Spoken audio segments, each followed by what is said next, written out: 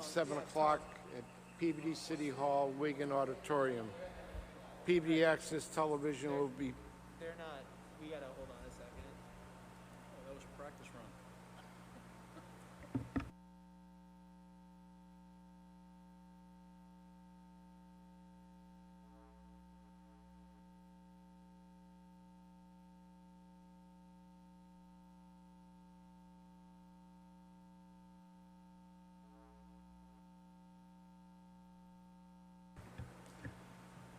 I'd like to call to order PBD Planning Board meeting held September 2nd, 2021, 7 p.m., PBD City Hall, Wigan Auditorium. PBD Access Television will be airing this meeting live, public access television on their social media channel. Individuals may participate in this meeting via remote participation on a platform called Zoom through one of the following published ways. First order of business is approval of the minutes of the meeting. It is held virtually via Zoom on August 19th, 2021. Mr. Chair, I'll have those meeting minutes for you at the next meeting. I would move to defer the acceptance of the meeting minutes of the 19th of August. Second. Aye.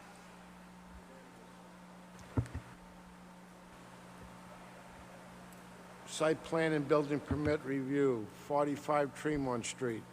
This is an application by 49 Tremont Street LLC seeking to construct a garage at the aforementioned address. This building will have access via 4 bay doors. 3 bay doors are on the northwest side, and man doors are southerly side with 1 bay door, as well as proposed structures on the 2nd floor to provide office space for tenant. Building is intended to be utilized as office and shop for contractors, with all vehicles and materials stored within the building. To review the plans and corresponding documents, please call Andrew Levin at 978-538-5783. Someone here to present? I am John Kelty. I'm an attorney. I represent Michael Bonfiglio with respect to the purchase of 49 Tremont Street. I'm sorry. This one is 45 Tremont Street. Originally, the entire parcel of land was 47 Tremont. We then carved that piece on behalf of Mr. Bob Danisco. We cut it into 3. There are 2 that still, all of the lots have their frontage on Tremont Street. They gave them, however, 3 different numbers. There's the building that will take most of the frontage, which was purchased by Ahmad Farhat, and that happened almost 2 years ago, and he has not moved forward to build the strip mall that had been approved.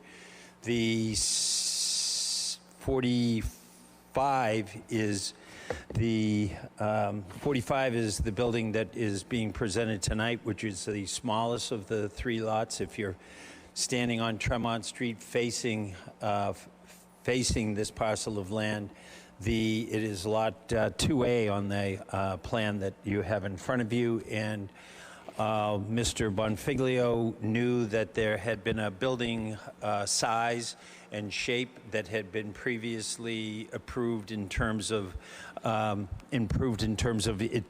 That's the manner in which it showed on our initial approvals, and he went out and got a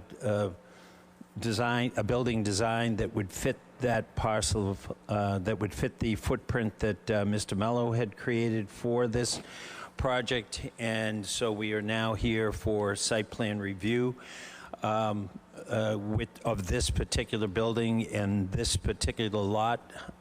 There is steel being put up, which is the last of the 3 lots that are out there, and that still is owned by Mr. Danisco.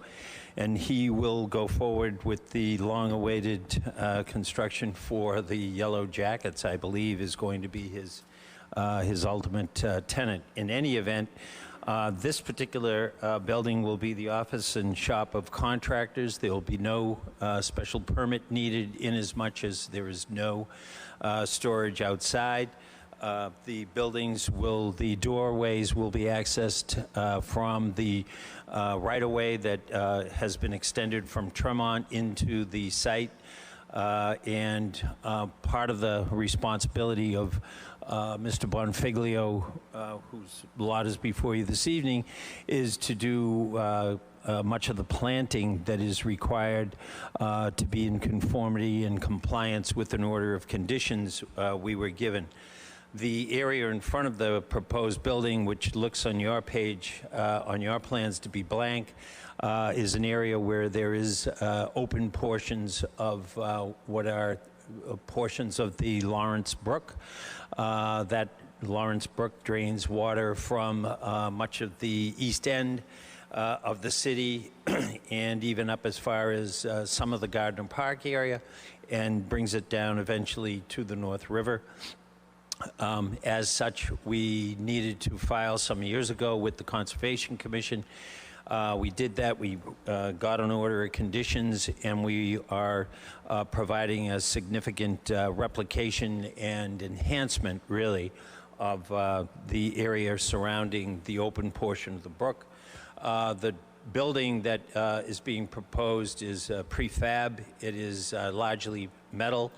It will have 3 doors on the, I referred to it as the westerly side in my petition, did I? In any event, it's the Salem side. So if you're on Tremont traveling to Salem, it's the Salem side of this building that will have the 3 doors, and the downtown Peabody Central Street side, Wallace Street, will have the 1 door.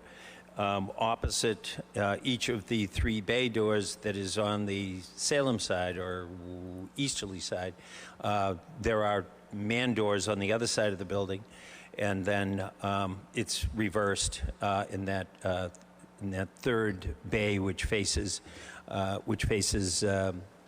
Central Street. That man door is on the Salem side of the property. All lighting will be, it's sort of, if you look closely at the renderings that were supplied, there's a rather, they're sort of antique looking. They are fixed to the wall of the building. They point downward, and they have kind of a not wrought iron, but an antique look where they're kind of lantern-like off the building, with a shade that pushes the light down. The interior, there will be mezzanine space available, which I've described as office for the tenants up above. Mr. Bonfiglio's business, he is a landscaper, so it's somewhat appropriate that he be the owner of the building and then be maintaining this area, which is being dedicated to enhancement of the wetland. With that, I'm pleased to answer any questions that you may have. I do want to say that Eastern Land Survey, Mr. Mello, was intending to be here this evening. However, he had a little family issue that took him away from tonight's meeting, and he could not be here. If there's any other questions I might be able to respond to, I'd be happy to do so. Questions for the chair? Tom, through the chair. Jack, well, I have a few questions, but have you received, or has DPS provided any review of this proposed plan? Is it? Yeah, we had construction review meeting. Department of Public Service was in attendance. This was the same plan that was originally reviewed by them previously, so they didn't have any comments on it. Principal reason for no comments is there's been no change in the grade from the plan that we brought to Conservation Commission and took the larger lot through site plan review. So those grades haven't changed, and Public Services was kind enough to submit for construction review. They submitted the memo that said that they were finished with the project. I don't want to like scrutinize the word shop too much. Is that just a generic term for like a contractor's office / warehouse, or is the word shop somehow meaning like, is it a? I meant more office and shop of contractor, the manner in which it's used in the zoning ordinance. So it's not a mechanic shop? No. I can't remember from a couple of years ago, but I thought the proposed tenant coming from Malden was going to service. Oh, that was a big excavating That's company, correct? No. Not a part no. of this, okay. No. And then Trucks so are and these a little garages office intended space. to allow vehicles to go within the building, or is it not for that purpose? These are to allow vehicles to be in the building. So there'll need to be contractors with really almost a sole truck. Okay, I can't not really a fleet. Very small version of the utility or the grading plan. Being that vehicles can go in and out of the building, is there going to be any sort of oil gas separator or anything like that, sort of at the entrance to each garage bay, or? Inside the building being constructed? Typically, if Yes, I buildings go- believe that because there will be vehicles indoors, those MDC type I didn't will see be any required. such on here, but I could just be missing it. It's pretty tiny, but I think those bays would need to be interior in the building. it's usually a trench drain, and then it feeds in either an exterior tank that can be pumped, or just similar to a grease trap, or just an oil gas separator. But I didn't know. I don't think that Chris has designed that. However, if the building commissioner requests and demands that of us, then it'll have to be installed. Okay, thank you. Any other questions for the chair? Yes, please. Dr. Otto? Thank you. Through you, Mr. Chairman, to Mr. Attorney Kelty, what are the building materials, the cladding of the building proposed to be? My understanding that it'll be largely metal, and then there will be a treatment to the exterior that'll make it look, one of the color versions that I had of that makes them look a bit brick. Sorry. But it's not a brick building. Yeah, okay. It'll be a prefab, largely metal. Thank with you. with a treatment. One additional observation, Mr. Chairman. It's nice to have a planting plan. I do appreciate it. But the designer of the plan has suggested Bradford pears, and I would just like to inform my fellow board members that a tree long thought to be sterile now turns out to be highly reproductive, and it's outcompeting native species all over New England. I would suggest a different tree.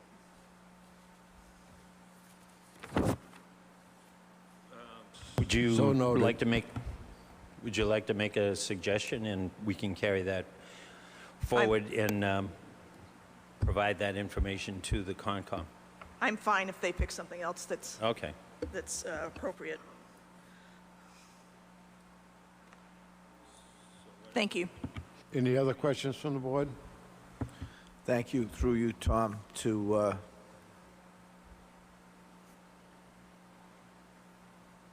Attorney Kelty. Just one, actually. I assume this is for 4 occupancies, is that correct? It could be as few as 2 if people have the need to have multiple trucks inside. So But it could be, it could be 4 if there were 4 contractors, each having 1 truck. Thank you. Any other questions from the board? Mr. If Chair, I may, Attorney Kelty, what triggered a request for a modification? Why couldn't you just go forward with the plan that was approved?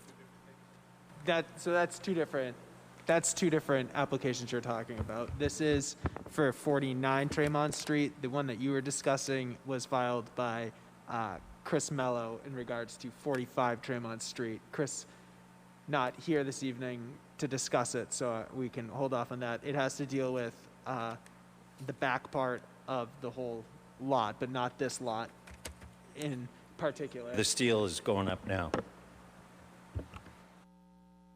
So this lot is known as 45, This is 49 Tremont Street. 49? Is that correct? The immediate frontage adjacent to the credit union, that frontage is actually for the rear lot. Oh, do they come the other way? 45, 47, 49? No, 45, 47. On Yeah, this is 49, and 45 is the rear lot, and 47 is the center lot, which is supposed to be a small strip mall. But it is Lot 2A, correct? Yes, yes.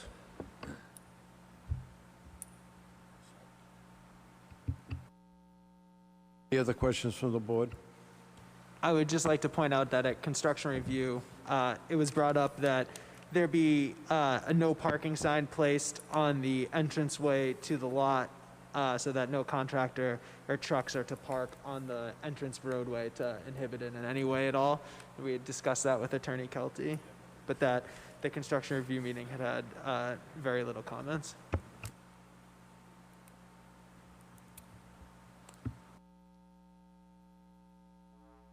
Hearing no other questions, I'll accept an amendment at this time. Mr. Chairman, I would move that the planning board recommend issuance of a building permit for a contractor's shop and offices overhead at 49 Tremont Street, with the one condition that a more appropriate tree than Pyrus coloriana, Bradford pear, replace the Bradford pears that are proposed. Dr. Otto, could you also add the stop sign and... Oh, yes, sorry. And also, as a second condition, that a no parking sign be placed along the drive to prevent contractor vehicles from parking there. In the right-of-way, yes. Do I hear a second? Second. Second, all those in favor? Aye. Aye. Unanimous.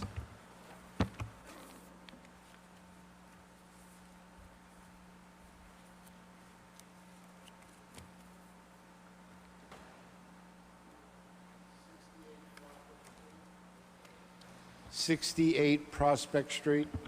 This is an application from K. Hoyle Construction, Inc. to demolish the existing building on property, constructing 5 buildings consisting of 30 townhome units, each 2 bedrooms. This project is proposed to make the use of existing curb cut with the same, each unit will have 1-car garage and exclusive use of a driveway.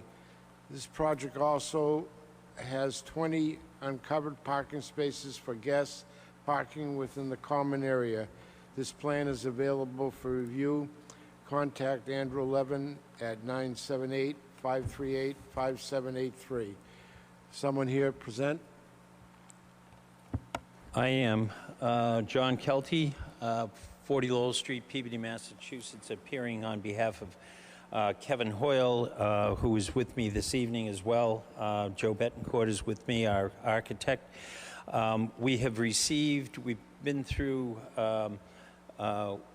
this matter is before the Zoning Board of Appeals. We were originally asking for relief that would allow us to have decks that extended 10 feet from the building into a side yard. We have learned that neighbors were, we had a neighborhood meeting, in fact, last night. My client has met with the neighbors. This is the second time. There'll be a third meeting next week. We have decreased the size of the proposed balconies such that they no longer they'll only be 6 feet deep. We've cut 4 feet off them. That'll dissuade people from using them as a gathering place for multiple people and be less conducive to entertaining with a view of our neighbors' lands. So they were pleased that we moved these, decreased the size of these decks to approximately 6 by 22 versus the former 10 by 22. We do need approval of 3 points, 2 in the front, one being in the front if we're leaving the property, the front left or the northerly side.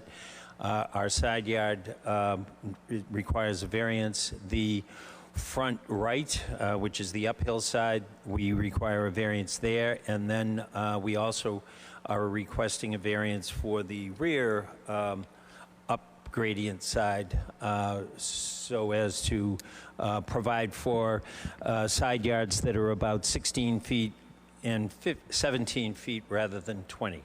Our neighborhood meeting has yielded some concerns by the neighbors about our stormwater management. We have indicated to them that that is undergoing site plan review, and that helps segue to the memorandum dated August 31st that was issued to the Peabody Planning Board as a result of peer review that had been conducted by various peer reviewers and through the auspices of the Public Services Department. We have a multiple-page report.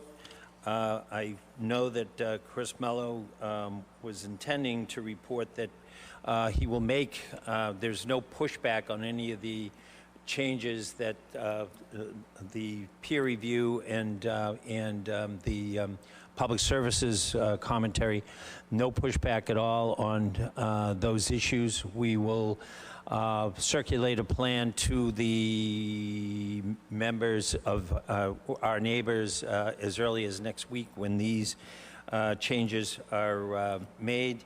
And I think that takes us to a point where we would be in a position, I'm hopeful, of asking for our construction review and site plan review to be wrapped up at the next meeting once we've been able to both respond to the August 31st memorandum and then have it subsequently reviewed.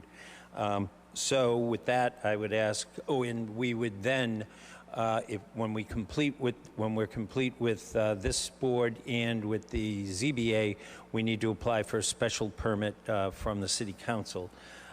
Rule 17 has, the City Council's Rule 17 has dictated that we do some of these things, which in my opinion is a little reversed, but notwithstanding that fact, we're happy to comply with the city's requests for the timing of this, and we will probably be applying for our special permit towards the end of this month, and then that would result in hearings in late October and November.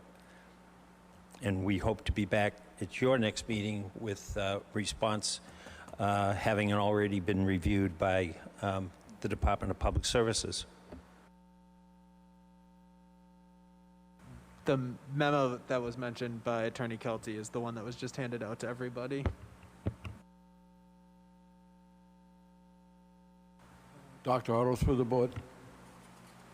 Mr. Chairman, I have some concerns about a statement that DPS makes on page 2, which is that as to water, be advised Weston and Sampson's peer review is ongoing, but listed below are their preliminary findings.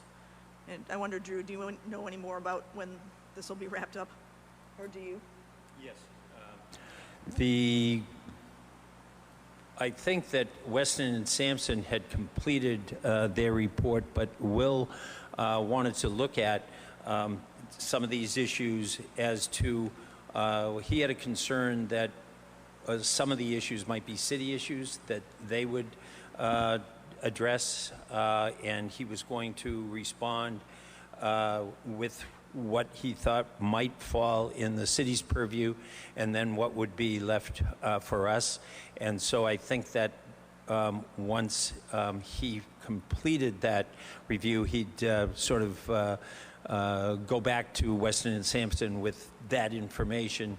And I think it's my understanding that, well, I know it's my understanding, but I think that I'm correct that it's a matter of some of these things may fall in the city's bailiwick to be corrective about. So, Thank you. Any other questions for the chair? Yes, more of a housekeeping thing. I mentioned it last time. We keep referring to this as a 30 unit. It's, my understanding is it's 32 units, and I don't want this to be a problem when this gentleman builds 32 units and then goes to get occupancy permits and all the discussion is 30. So I don't understand why that can't be fixed. We keep talking about this as a 30 unit. It's clearly 32. You did not. It was read into the record this evening. That's just what the agenda states, but the official approval will state approved for 32 units, if it is approved. Can we fix the agenda? Change the 0 to a 2? We can, it was just Third, originally thank filed you. as 30, but it's been revised.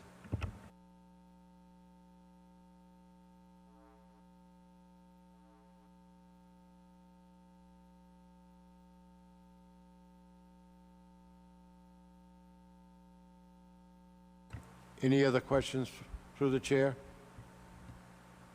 Hearing none. Thank you, Mr. Kelty, for your presentation.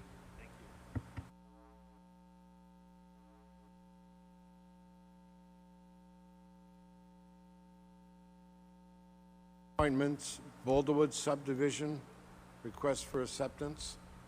Mr. Chair, I'll explain that Mr. Salamini had emailed me and asking to be on the planning board agenda. He's been placed on it tonight to discuss their request. Since asking to be on the agenda, we have received a memo from the Department of Public Services that I believe will CC'd you on it as well. I have a hard copy if you guys want it as well, but I'm now passing it out to everybody as well for your review, in which it outlines 7 comments and concerns regarding the as-built.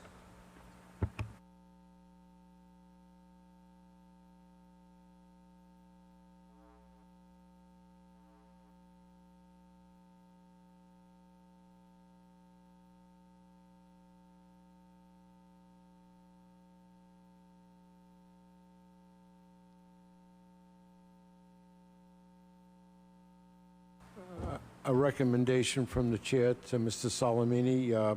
Would you be willing to meet with certain people of the departments to go over these 7 items? We'd actually like to discuss them with the board tonight, if that's okay. We can discuss them. I think the idea is that, we can discuss them. I know that Public Services we'd like to meet and chat with those with your engineer and everybody as well on them. Well, our last meeting with the board was in January. As the board knows, the subdivision construction has been complete for well over a year. It's taken Public Services 9 months and then some to do their review of the subdivision and present the planning board with 7 items.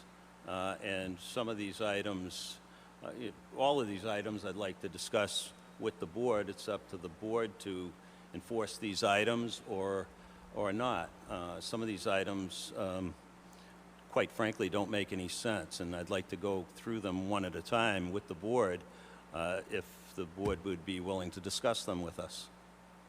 But to answer your question, we're certainly happy to meet with Public Services, but our subdivision approval is with this board, and this board's well aware of the fact that Public Services has dragged their feet when it comes to the Boulderwood subdivision, and if you'd indulge us to just discuss these 7 items, and we can answer where we think these items are and how they should be handled.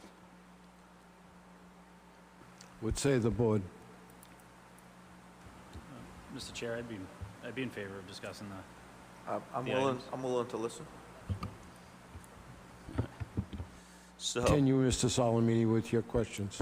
sure. So, item number 1 on the list, we have absolutely no problem with that. We'll contract with a private contractor to clean all the catch basins and provide the board and public services with a report to that extent. So we have no issue with number 1. Item number 2, there are 3 open stormwater basins that are primarily wet. So they're the retention areas that are adjacent to wetlands. They are wet, and you know, our intention, and I believe the plans never indicated for these to be mowed or maintained as mowed areas. I don't believe there are any trees in them, but they do have vegetation. I know that the stormwater basin that's behind 34 Cincinos Drive that my son Joel lives in is pretty much a wetlands with cat o' nine tails and so forth. It stays wet. The areas that are on the corner of Cincinos and Kanax also stay wet. So it doesn't make any sense to me to require us to mow these areas since they weren't designed to be mowed, and nobody's going to mow them going forward. They'll pretty much be retention areas that stay wet, and that's what they're designed to do, is to take the storm water. Water sits in there and seeps in the ground, and for the most part, those areas are wet. So, item number 2, you know, thoughts and comments from the board? I'm just going to have to disagree with you on that. Those are, I haven't been up there for a while, and I don't know the height of the vegetation, but, I'm sorry, those basins should be clear. Down the road, the city's going to be the responsible party for mowing them, so I'm sure going into this, they want them in primo shape to start off. Secondly, while I got the mic, you guys are short some trees up there. There should be 2 per lot. Some have 1, some have none, so I suggest you... Some have 3 and 4, depending on Well, this placement, but... It's 2 per lot is the, Yeah. if you want to stick to the regulations, that's the way that reads, so. All right, thank you. Can I just mention a couple, regarding number 2, I think it's easier to address these as we go instead of, you know, wait till the end and then try to jump around, so. I'm pretty sure that there's a maintenance plan for all of these detention and retention ponds that is part of the subdivision, right? There's got to be. Well, one of the things that we did with those areas that were not adjacent to wetlands is we built the retention areas underground. And when we sought permission from the board to build them underground, the discussion was that, quite frankly, that these open areas don't get maintained. I would venture to say that the city doesn't go out and mow those that exist in other subdivisions. I think they just vegetate and they stay wet.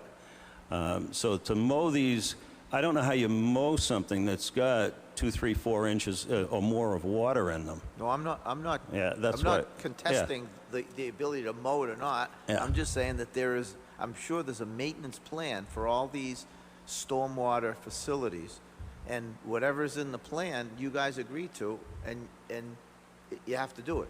I don't know what's in. I don't know. What I the specifics of the I don't plan. believe there's such a plan that calls for them to be mowed. Otherwise, we would have mowed them from day one or attempted to mow them from day Yeah. one. The other thing is that I know for a fact that, because you came to us several times in this project, and I know that all these stormwater, the pieces of land that were allocated to these stormwater facilities were joined with adjacent lots. That is correct. The city's not taking these. These are not going to turn into city property. These are people's lots. And some of these lots are huge.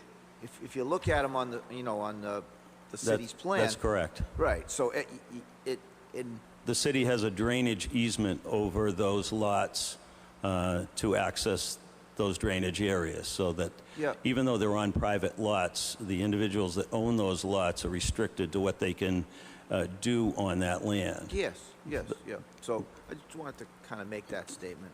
I think we need clarification on number 2. With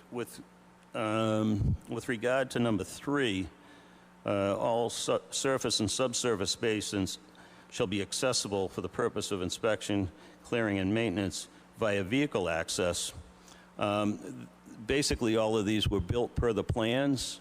What Public Services means by vehicle access, for example, behind 34 Cicinos, the basin is quite a distance down from the lot. You can't drive into it. The basins, the open basins on Kanax and Cicinos, one of the basins is 10, 12 feet below the street with a large retaining wall separating it from the street. And there's a wetland next to it. So obviously you can't drive a vehicle through the wetland to get to that basin. There is one basin at the end of Kanaxas that you could drive down the slope to. There is not a curb cut for that, and that's on purpose. We didn't want anybody, driving down there, but they are accessible. So I'm not quite sure what that means. I believe that we comply with that because everything is built per the plans.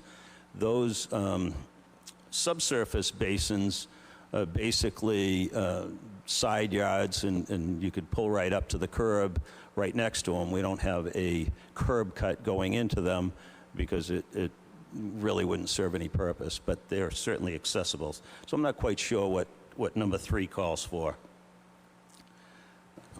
I suppose, is there any opportunity or is there any possibility that this is maybe in reference to, do any fences or things like that block the easements that you referenced previously? Yes. So is that what they? I don't know. Okay, so we'll have to gain clarification on that, but I mean, perhaps when they say vehicle access or inspection access, they mean, So the easement's blocked by, things like a fence. The lots that include subsurface do have, some of them, people have put fences up to fence in the yards. In that area where the drainage easement is, they can certainly fence it in. They can't build on it, and they're very much aware of that. But it is their side yard. They maintain it. They mow the lawn and so forth. In terms of going in, all these houses have gates. The Public Services certainly has an easement to go in there. If I own the lot and Public Services wanted to inspect that, they could certainly come onto my property because you have an easement for that. In the subsurface structures basically are accessible by manholes, so that you can literally go down the manhole and walk around inside that structure, depending on how much water is in it. They are accessible, and all have been inspected while they were once they were constructed. I mean, without further clarification from these guys, I'm going to assume that perhaps that's what they mean, that access and that, willingness for homeowners to allow them onto the site to inspect. So that's I fine. believe the way they're built is per the plan, and there is access. Again, as I said at the end of Kanaxas, a maintenance access drive shall be provided. I think I already addressed that. I mean, driving down into a thing that's wet is not a good thing, and driving into the wetlands certainly isn't a good thing. Everything's been built per the plan, so to say that we need to add some additional roadway access down to that doesn't make any sense to us. Through the chair, Drew, is that, I mean, I'm of the same opinion. If an access drive is not on the approved site plan, then this item shouldn't be on this list. I mean, a drive to me implies either a paved driveway or a gravel driveway, you know, constructed in a particular way that would be a detail on the drawings. So I don't know where number 4 comes from if it's not something that's on the approved plan. I don't know if you know if it's on the approved plan or not. No, I think that's what, when DPS had mentioned they want to discuss it, I think these are items that need to be clarified and discussed. I'm of the opinion that it just, you know, go against DPS or side with the builder, but I mean, if it's not on the drawing, be discussing an access drive. One of the basins is 12 feet below the street, so it's a 12-foot drop. You know, at the end of Kanaxis, it's a relatively, you know, a four-wheel drive vehicle might be able to go down that slope, you know, but it's still a riprap slope, and it's designed exactly the way it was on the plan. It's meant as a retention area, not to drive down into. So that's, you know, that's our feeling on that. Number 5, there is a patch on Kanaxis Circle. I'm not sure, but I believe when it was done 4 or 5 years ago, it was heat patched. I drove by there this afternoon and inspected it, and the patch looks perfectly fine. There's no separations, there's no settling, and the reason for a patch there is when the street was completed, we sold the house on the corner, and people didn't move in for several months. And when they moved in, they had a blockage in the sewer, and it turned out that a piece of the sewer pipe was crushed during construction, and we didn't catch it until after the street was paved, and that's why there's a patch there. When we were notified by the homeowner, we went, addressed it, dug up the sewer line, repaired it, patched the street appropriately. Again, that was 4 or 5 years ago, and the patch is perfectly fine.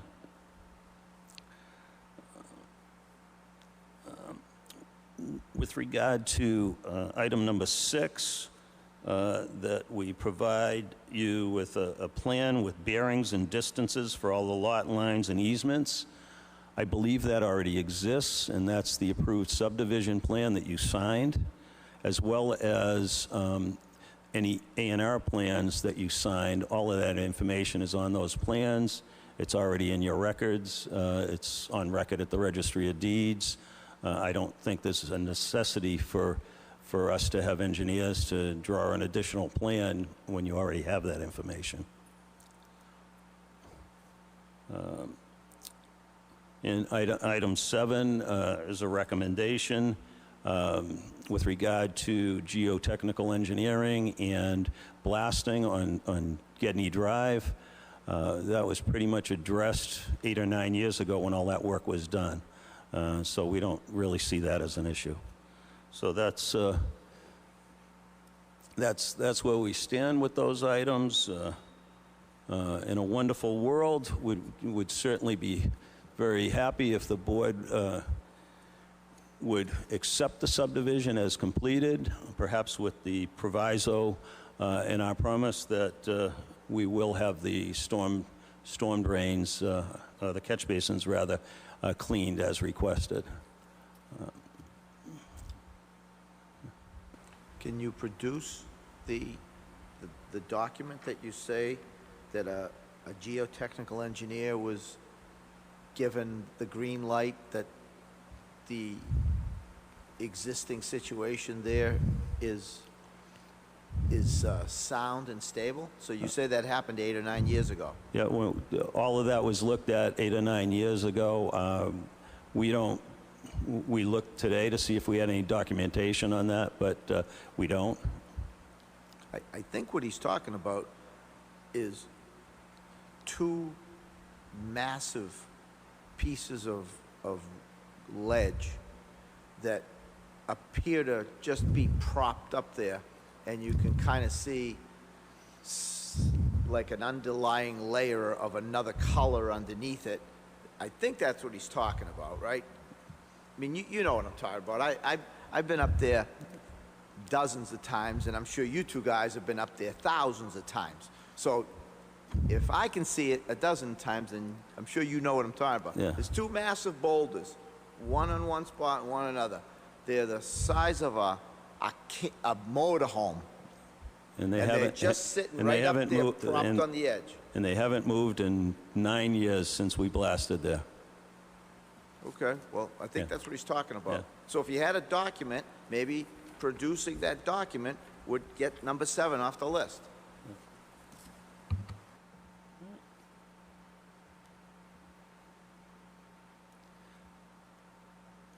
So basically, there are two things that we are looking for from the board, whether it's tonight or some point, acceptance of the subdivision. I think you're all familiar with it. I think we've done a fantastic job coming in on time.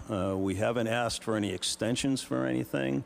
Our initial plan was executed during the 8 years we were under construction. We've done everything that was asked of us. We believe we've completed the project in a good good fashion. We believe it's an example of how you should do things. It was clean and neat and safe, and families that have moved in are happy with the project. So we're looking for acceptance of the roads and utilities from you. Eventually would like to see happen sooner rather than later. The other thing, and we're working with the mayor's office in trying to negotiate a resolution of the water tower agreement, which the planning board is a party to. If the planning board were agreeable to potentially taking a vote, what we'd ask of the planning board is if you would consider taking a vote to authorize the mayor on behalf of the city to accept the water tower and pump station once he's satisfied that they are in good shape and ready to be accepted. So I'm not asking the planning board to vote to accept it, just authorize the mayor to make those decisions, if that's an appropriate way to approach that. So that's where we're coming from, and here to answer questions as well.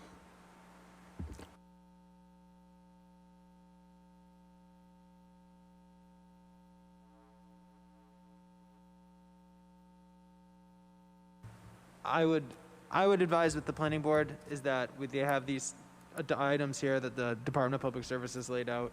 I would say that I think everybody here is working towards the same end goal.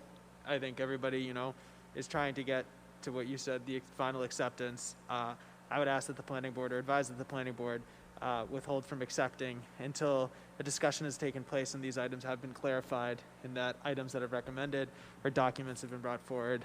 I know that there was concern in regards to number 7, and then I think there's some other items that great points were brought up by Mr. Salamino as well that need to be clarified thereon as well, or clarified on this memo as well. So I would advise that the planning board not vote tonight to accept.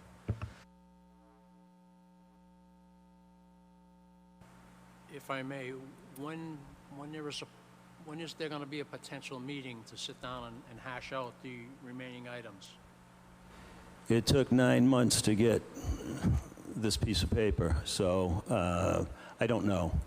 We attempted to meet with Public Services several times at the beginning of the year, and it was always 2 weeks, 2 weeks, a month, 2 weeks, 2 weeks, a month. So it's been a slow process, but we're responsible. We're responsive if the opportunity is there to meet. I have asked to meet this upcoming week. I should preface, Chair? I've asked to meet with department heads and Mr. Salamini this upcoming week. Through the chair? Tom and Drew, is it within our sort of purview to demand that meeting happen within a certain time frame? Because, I agree with you 100%. We shouldn't be voting on either of these, but I do like the idea of separating them, if that's a procedural option for us. I agree, I don't want to vote on it tonight, but I would like to move it along pretty quickly. I don't want to see another 9 months go by. So if there's a way that we could just request that that meeting occur by maybe prior to our next planning board, That's the plan. The plan is to have a meeting before the next planning board. Like I said, I think everybody's working towards the same thing here. And that's why I've asked, to have it next Tuesday when everybody's back. But I mean, if Tuesday doesn't work for some sort of schedule reason, I hope to have, and I plan to have some sort of documentation in front of the planning board by the next meeting. and then I would just feel really comfortable at the evening at which we are requested to vote or approve, if we could just have, some sort of definitive clarification on these things. Does a maintenance plan exist regarding number 2, and could we see it in advance of being asked to vote? With regard to number 3, I would just like clarification on what type of accessibility DPS is seeking, and what type of vehicle access. Just again, clarification on those 2 notes. In regards to number 4, I personally want to know if it's on the plan or not to have an access drive. And then again, I think number 7 is the one that, you all are probably just going to have to hash out, perhaps at that Tuesday meeting and discuss. Obviously Roy has concerns, and I think we all do, because that one seems to most relate to safety. And so I'd love for you guys to come together and try to figure out how we get some sort of assurances that it is stable, short of spending an exorbitant amount of money on another geotech engineer. So certainly sympathetic to that, but so that would just be my personal request prior to being asked to vote on acceptance of pretty large subdivision. I'd just like to make a comment through the chair.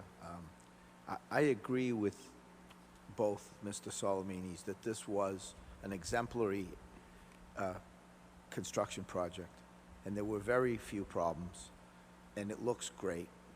And so congratulations on that regard. The other thing is about the water tower and the pump station. I think this should have been resolved a long time ago, which I think you guys do too. In essence, this gentleman's construction company is running and being responsible for a water system that's feeding 112 homes. Right? You still own the tank, you still own the pump station, you're paying the electricity for the pump station, and it's really, it should be the city responsible for all that stuff. There's 112 families living up there, and a private entity shouldn't be involved in the water system, in my opinion, at this juncture, at this late juncture. So, like I said, just a comment, not looking for answers, but just, so. Gerardo? On the matter of the agreement for the water tower, it was my recollection, and perhaps I'm incorrect about this, that we were waiting for some sort of communication from the legal department as to the rights and responsibilities of the various parties within the city itself, meaning the mayor's office and this board. That is also my recollection.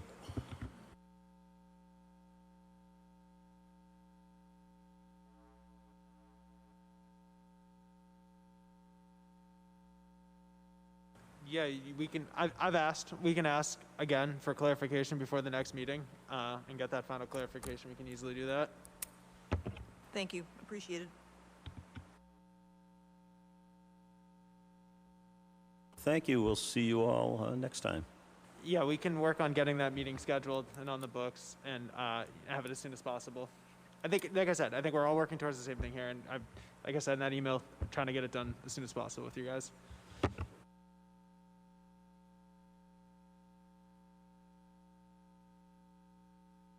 Correspondence, Eastern Land Survey. Mr. Chairman, sorry, before that, next up on that is Stonegate Subdivision. Too much in a hurry.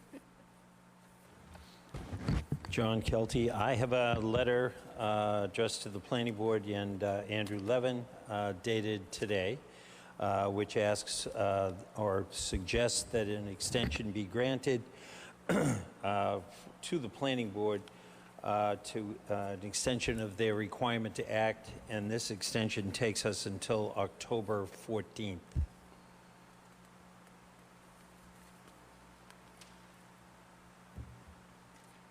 By way of a little bit of background, on or about July 13th, Eastern Land Survey submitted a revised plan, significantly revised plan, that showed 6 lots at the end of Pearl, and then extending up to those same 6 lots are also on a newly, the Pearl Street needs to be completed, and then Alvin Circle goes off to the east or right-hand side.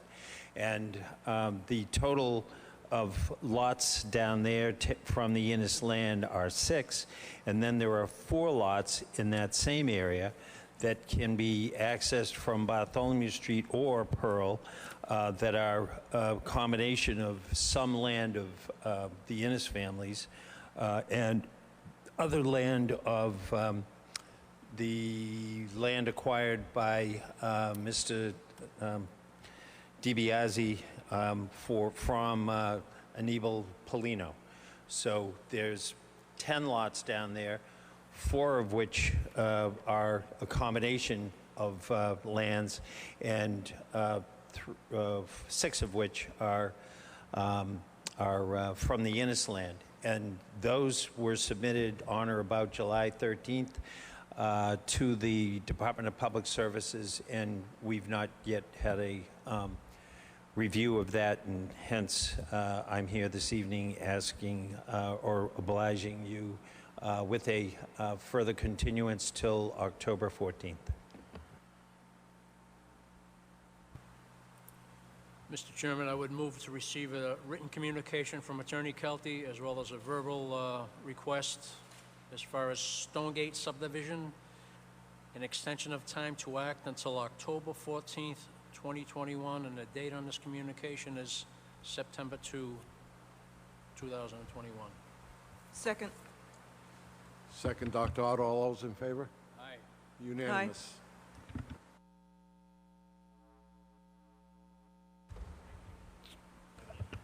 Nice evening. Question to the chair, I guess, and Drew. So has it been determined yet that this plan that Attorney Kelty was just speaking of, which we got last week, does this need to go through a public hearing? Has that yet been determined, or is this now Stonegate?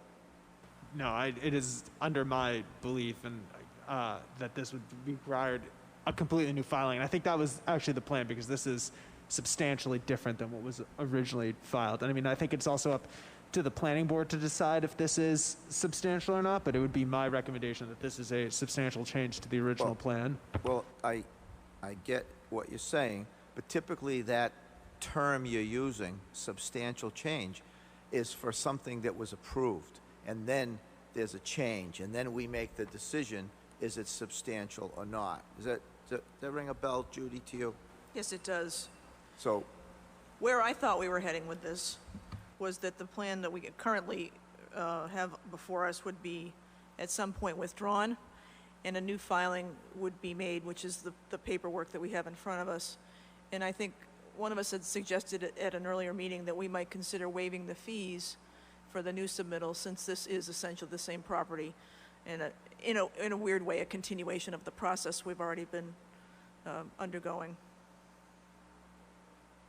I had actually thought that was what had been discussed as well, is that the idea was that this would be reviewed and discussed prior to make sure everybody's on the same page, and then, as Dr. Otto had mentioned, a withdrawal, because as Dr. Otto had mentioned, this is now, for all intents and purposes, it's a completely new plan that shows different access from different areas at this point. So Drew, in consideration of it being a completely new plan that we're waiting to have submitted formally, does that mean that Jack needs to keep requesting extensions for something that technically hasn't been filed with us yet?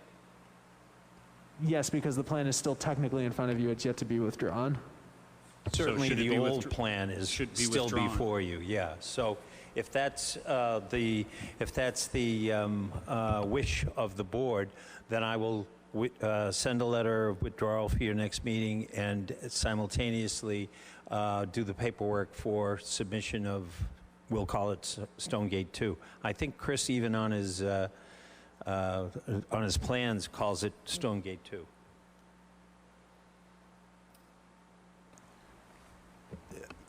I think that makes sense.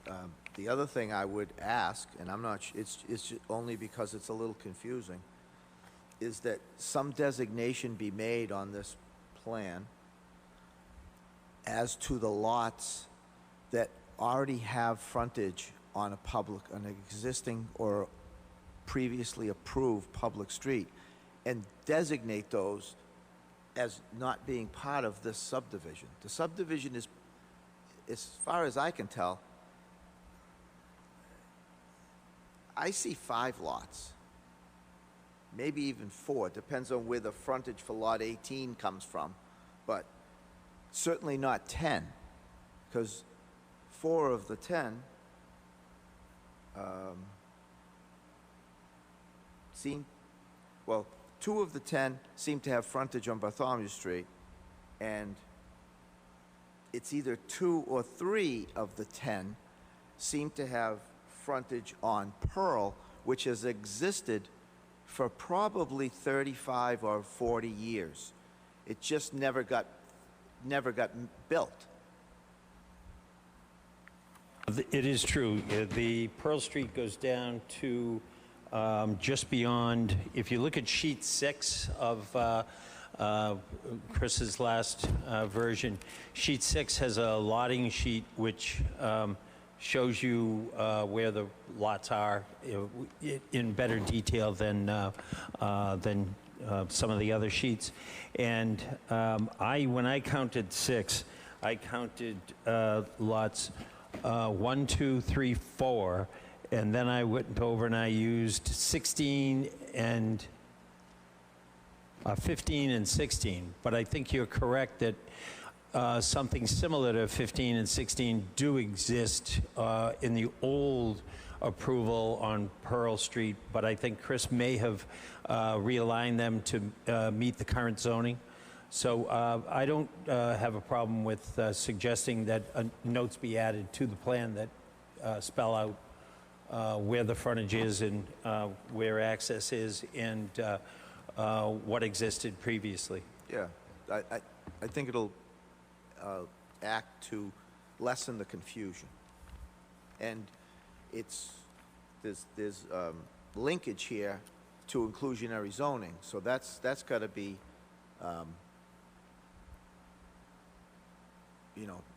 adhered to as well. So I believe that starts at a 8. So, thank you.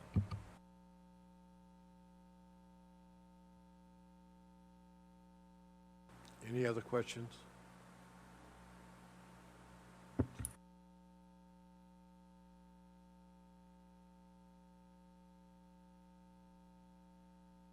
Correspondence, Eastern Land Survey Associates.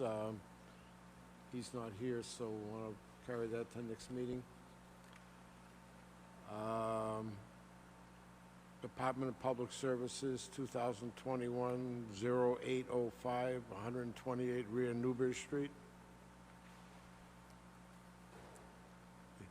Do we have any comments on that?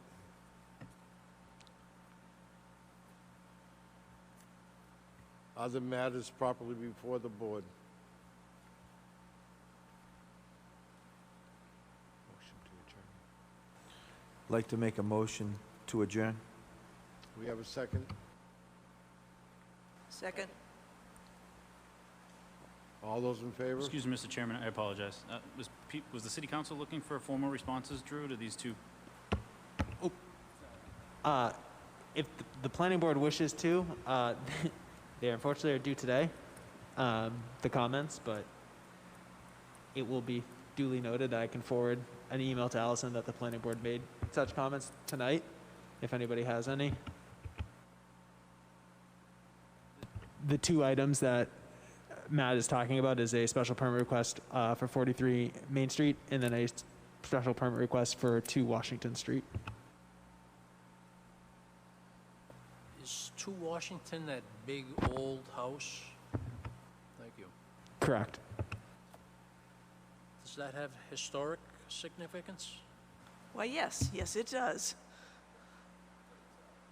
I don't have the special permit I don't have anything on 2 Washington. Oh, yes, I do, sorry. Pardon me. Sorry, I had email forwarded those to you, everybody. No, the Farm Street Realty Group was what threw me off.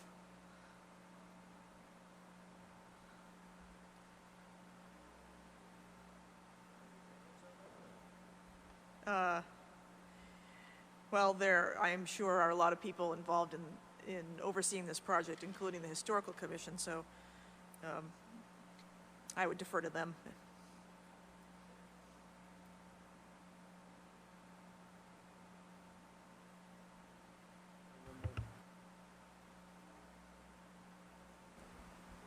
Motion to adjourn.